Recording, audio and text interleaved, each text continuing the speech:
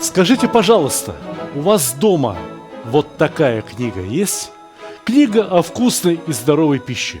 Пожалуй, что главный хит кулинарной литературы 50-х, 60-х годов. Как я любил разглядывать картинки в этой книге, когда был еще маленьким. Возможно, что эта книга и повлияла на мой выбор профессии. Но сегодня я с болью в душе закрываю эту книгу и откладываю ее в сторону. Дело в том, что в этой книге нет рецепта русского жаркого, которое я собрался приготовить. Новогодний стол, русское жаркое. Господи, да как же вкусно это звучит! Только что понимать под словом «жаркое»? Дело в том, что в дореволюционных книгах о русской кухне под словом «жаркое» подразумевалось что-то крупное и жареное в рамках большой посуды внутри печи. Мы непременно приготовим и такое жаркое, но в книгах о русской кухне советского и постсоветского периода я нашел жаркое, приготовленное из небольших кусочков мяса. Причем в качестве мяса выступала баранина. Дело в том, что когда-то так и было. Свинина была не самым частым мясом в России. В России чаще ели баранину. А откуда брались овечьи тулупы, овечьи шапки? Откуда брались? Либо телятину и совсем редко говядину. Так вот, я решил приготовить русское жаркое из телятины. Взял грузинку. Во всех новых современных книгах о русской кухне начинается с того, что в чем-то обжаривают мясо. Но я абсолютно уверен, что сначала лучше обжарить лук и морковь. Дело в том, что эти коренья ароматизируют масло. А уж потом в этом вкусном ароматном масле обжарим мясо. Лука слишком много класть не буду. Я думаю, что 3 головки вполне достаточно. Вот я точно знаю, дай приготовить русское жаркое современным поварам, они же нальют туда модного оливкового масла.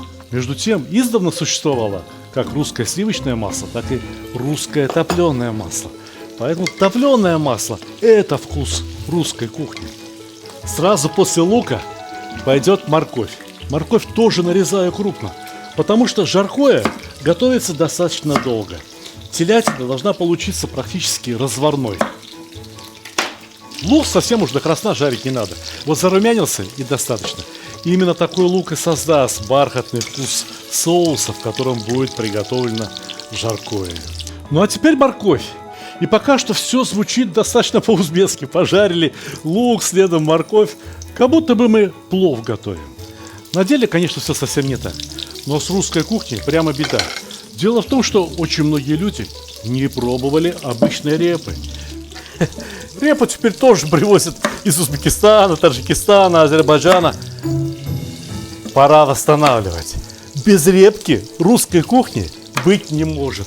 Поэтому репу я обжариваю заодно, вместе с морковью. Что дает это обжаривание? Неужто нельзя все просто сложить в горшок, да и поставить в русскую печь? Если в русскую печь, то можно. Пока русская печь держит в себе жар, там все зарумянится и приготовится ровно так, как надо. Но мы-то с вами будем это готовить в духовке. Да, это только на первом этапе все готовится на плите. А следующий этап приготовления в духовке. И я нахожу это очень удобным, особенно для праздничного дня. Ну, сами подумайте. Постояли 15-20 минут возле сковородки. Посолили и присыпали мукой куски мяса.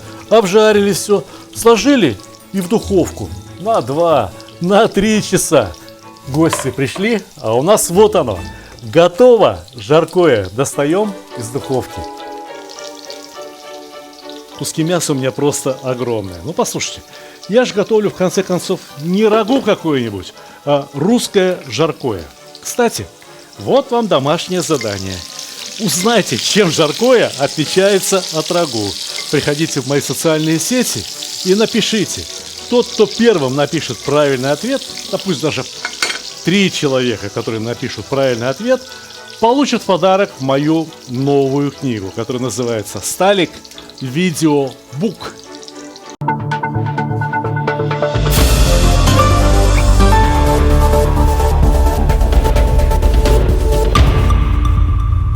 Меня зовут Сталик Ханкишиев. Если вы смотрите это видео, то это значит, что перед вами моя новая книга. Встречайте! Пожалуйста, не удивляйтесь, что обложка у этой книги практически черная. Внутри она переполнена яркими красками. Новые книги и журналы я пролистываю, начиная с последней страницы. Разглядываю иллюстрации. Десерты, целый баран на вертеле, шаурма, необычайно вкусные котлеты с роскошным пюре, рассказ о великолепном мясе для стейка и шашлыка, о том, как выдерживать мясо. О, самса! 420 страниц с великолепными блюдами, чебуреки, ароматные говяжьи ребрышки под соусом и универсальное блюдо в казане, которое получается у любого под названием басма. Невозможно обойтись без цыплят табака и самого вкусного блюда из рыбы – буглама, а также великое блюдо хаш и всеми любимый лагман. Несколько статей, без которых невозможно понять значительную часть моей кухни. О каурме, о топленом масле, ну и, разумеется, популярные и любимые пловы, шашлыки, самая прозрачная и ароматная шурпа, а также хаш, который превращается в самый вкусный русский холодец. Так кто же тот гениальный редактор, который в точности знает вкусы моих читателей и зрителей? Такого человека нет ни в одной редакции, потому что никто, кроме вас самих, не знает ваши вкусы настолько точно и убедительно. Это вы, коллективный редактор моей новой книги. На моем канале в Ютубе опубликовано более 800 рецептов. Я взял лишь каждый 10-й рецепт, а выбирал, судя по количеству просмотров, по лайкам и количеству подписчиков, которые собрал каждый рецепт. И что же это? Обычный сборник рецептов? Нет, читая эту книгу, вы изучаете кулинарную науку. Не зубрите граммы и минуты, а учитесь понимать смысл каждого кулинарного действия, изучаете законы природы, физики и химии, которым подчиняется приготовление еды. Каждый рецепт – это полезный урок, пройдя который вы получаете знания, позволяющие готовить гораздо вкуснее по любым рецептам, потому что постепенно, шаг за шагом, вы становитесь знатоком кулинарии. А еще на каждом рецепте QR-код, ведущий на видеоролик. В рецептах много текста не потому, что они сложны в приготовлении, а потому, что они детально проработаны и изложены максимально подробно. Вы узнаете все о тесте, фарше, начинках, как выпекать в тандыре и в духовке. Плохой учитель музыки заставляет зубрить пьесы, а хороший учит понимать музыку, легко исполнять любые произведения и даже сочинять новые мелодии. Эта книга именно такая. Здесь собрано 75 рецептов, которые научат вас кулинарии, сделают вашу жизнь вкуснее и заставят стать счастливее. Приобрести эту книгу можно только на сайте stalik.ru. Интернет-магазин stalik.ru является эксклюзивным продавцом этой книги. Зато вы можете заказать ее и с автографом, и в подарок вашим друзьям, и с доставкой точно по адресу. Вот и морковка с репкой. Отлично запахли. Убираем морковку, репку и, наверное, сюда, в эту сковороду, придется добавить еще немного топленого масла. Дело в том, что часть топленого масла унесли с собой лук, морковка да репка. Потом все вернется на круги своя. Но сейчас, для того, чтобы хорошо и вкусно обжарилось мясо, масло добавить просто необходимо.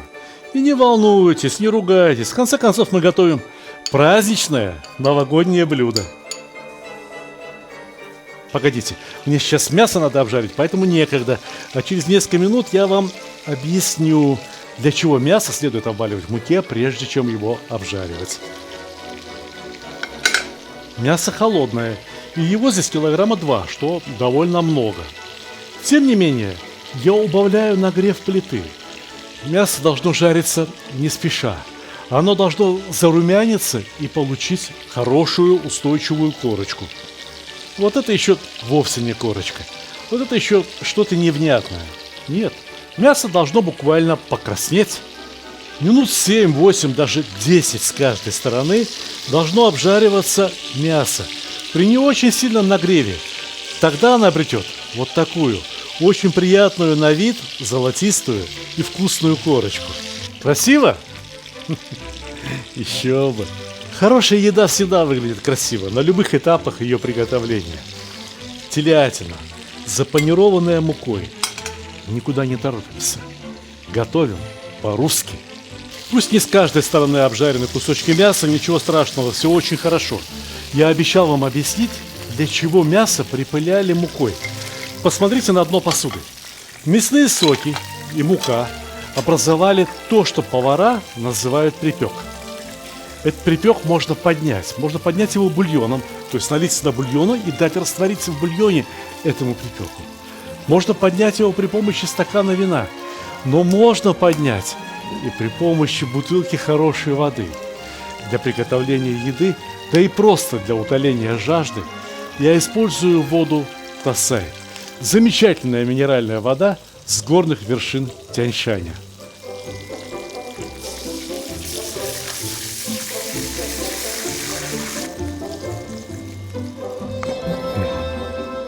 Кто сказал, что вода не имеет вкуса, цвета и запаха? Минеральная вода Тассай даже звучит, как серебряный колокольчик. В каждом стакане воды Тассай отражается синее небо над горными вершинами Тяньшаня, а каждый глоток приносит свежесть и благоухание горных ручьев. Идеально сбалансированная премиум вода Тассай. Вода должна закипеть, а у вас в руках пусть будет деревянная лопатка. Аккуратно, никуда не торопясь. Все получится само собой. Приподнимаем нагар, даем ему раствориться. И в результате у нас вместо воды образуется отменный, очень красивого цвета соус. В старых еще дореволюционных рецептах жаркого, там, где речь шла о крупных кусках мяса, о приготовлении птицы целиком, это тоже называлось жаркое. Очень часто можно было встретить: налейте жаркое квасом. Не торопитесь бежать в магазин за бутылкой вашего любимого кваса. Нет, речь шла о совсем другом квасе. Вот заквасили капусту, и ее рассол – это как раз и есть то, что в старой русской кухне очень часто называли квасом. Квас иногда готовили из отрубей. Квас готовили из свеклы для приготовления борща. И даже вот этот огуречный рассол тоже можно назвать квасом. Его можно добавить вот сюда, в соус. Получится очень русский вкус. Но с другой стороны, в огромной части рецептов жаркого говорится о сметане. Мол, добавьте в соус сметану. Но ведь это тоже получится очень по-русски. Однако, если мы добавим и рассол, и сметану, то из-за кислоты, которая содержится в этом рассоле, квасе, сметана свернется. Не допускайте такой ошибки. Я в интернете видел: смешайте воду, томатную пасту и сметану. Да нельзя этого делать ни в коем случае. Из-за кислоты томатной пасты сметана тоже свернется. А нам необходимо получить в результате очень хороший, очень густой сметанный соус. Большая пиала сметаны, но ведь и жаркое у нас довольно большое. Посмотрите, 2 килограмма мяса, 2 килограмма картофеля, сколько еще овощей. Закладываем все в таджин. Да-да, я не оговорился. Сегодня я буду готовить русское жаркое в таджине, потому что нет у меня такого керамического горшка, который можно было бы поставить на индукционную плиту. А вот таджин как раз такой. В соус закладываем все обжаренные овощи и мясо. Пусть тушатся вместе, пусть овощи напитывают своим вкусом как соус, так и мясо. Знаете, чего не хватает этому соусу? Да очень простого.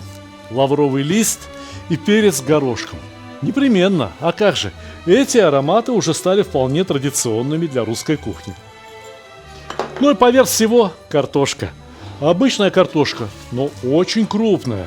Потому что готовиться жаркое будет часа 2-2,5. Раньше не приготовится. Ну, соответственно, и клубни должны быть такие, чтобы от них что-то осталось после 2-часового приготовления. Я солил только мясо. Я не солил овощи. И у нас не соленый картофель. Несоленый картофель вкусным быть не может. Поэтому присаливаю каждую картошечку обильно. Ну да, здесь внутри таджина будет идти дождь, и часть соли размоется. Уйдет куда? В соус, который тоже должен быть в меру соленым. В принципе, можно было бы переложить все эти продукты в обычный чугунок, поставить хоть в печь, хоть в духовку. Но скажите мне, пожалуйста, о картошке, овощам есть разница? Готовят ли их в традиционной для русской кухни форме горшочков, либо в таджине? Самое главное – это замкнутое пространство и духовка, которая поначалу должна быть разогрета на 220 градусов, а потом ее температура каждые полчаса должна снижаться градусов до 120. Вот тогда получится жаркое так жаркое. Впрочем, я здорово забегаю вперед. Погодите, скоро вы увидите, что у нас получится. Ну вот и все готово. Открываем. Давайте проверим, каким вышло мясо, какой вышла картошка, каким получилось наше жаркое.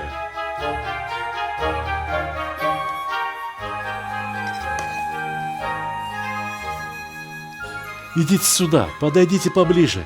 Я хочу, чтобы вы это рассмотрели как можно подробнее. Мясо вышло превосходно. Оно очень нежное, но при этом не переваренное, не рассыпается по волокнам. Полюбуйтесь. И еще раз хочу отметить, что грудинка, пожалуй, что самое вкусное мясо у телятины. Дорогие друзья, я желаю вам больших успехов в кулинарии. И, конечно же, как всегда, приятного аппетита!